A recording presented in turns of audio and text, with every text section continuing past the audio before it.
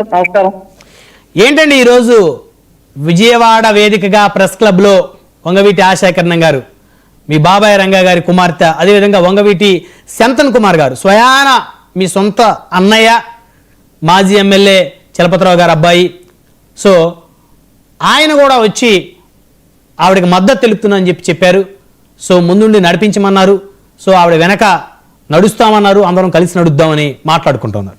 ఈ కార్యక్రమానికి మీ సోదరుడు రాధాని ఎందుకు పిలవలేదు శ్రీనివాస్ ప్రసాద్ గారు? అంటే మీ వంగవీటి కుటుంబంలో ఏమైనా విభేదాలు, భేదాభిప్రాయాలు ఏమైనా ఉన్నాయా? ఎందుకట్లా? ముందుగా డబల్ నైన్ ప్రేక్షకులకు, అలాగే వీక్షకులకు, అలాగే డిబేట్లో పాల్గొన్న అన్ని పార్టీల సోదరులకు, అలాగే డబల్ నైన్ టీవీ యాజమాన్యానికి, బ్రహ్మనాయుడు గారికి ముందుగా నా హృదయపూర్వక నమస్కారాలు తెలియజేసుకుంటున్నానండి. ఈరోజు చూసే నేను మా సోదరి,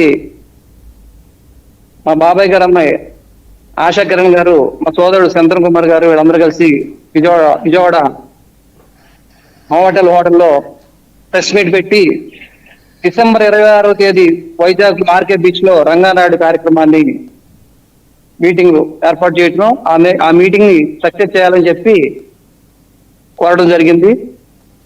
ఒకటి చెప్తున్నా బ్రహ్మనాయుడు గారు, రంగా గారు ఇప్పుడు మేము ఎవరో కాదు కదా, మేమందరం ఒక కుటుంబంలో సభ్యులు. మేము అవును, రాధా గారు కానివ్వండి, చంద్రకుమార్ గారు కానివ్వండి, ఆశాకిరణ్ కానివ్వండి, నేను కానివ్వండి, ఎవరైనా సరే ఒక కుటుంబ సభ్యులు. అవును, మేము ఎవరో ప్రత్యర్థులు పెట్టిన ప్రత్యర్థుల నాయకత్వాన్ని మేము సపోర్ట్ చేయట్లేదు. ఓకే. రంగ హంతకుల నాయకత్వాన్ని మేము సపోర్ట్ చేయట్లా. ఓకే. మా కుటుంబ సభ్యుల్లో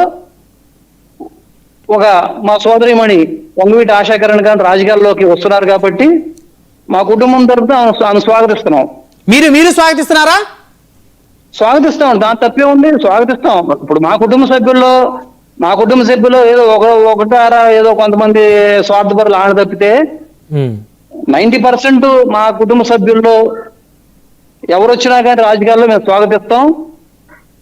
అలాగే ఇప్పుడు రంగా గారు కుమార్తె మాకు 2 కళ్ళు లాంటి వాళ్ళు. ఓకే.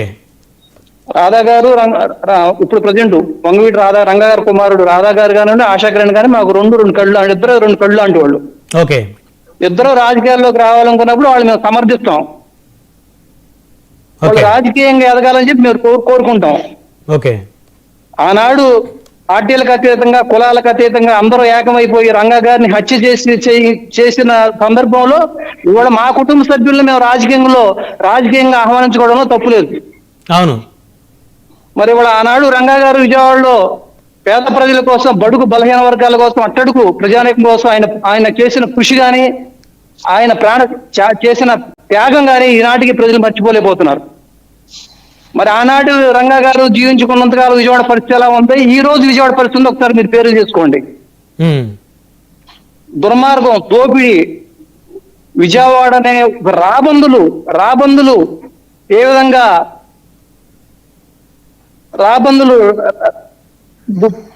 పీడించి అలా సామాన్య మధ్య ప్రజలు విజయవాడ పరిస్థితి అలా ఉంది.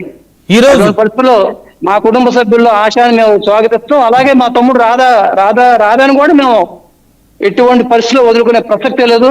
మాకు రాధా ఎంత ముఖ్యమో ఆశాకరణ్ ఎంత ముఖ్యమో, ఆశాకరణ్ ఎంత ముఖ్యమో రాధా కూడా అంతే ముఖ్యం.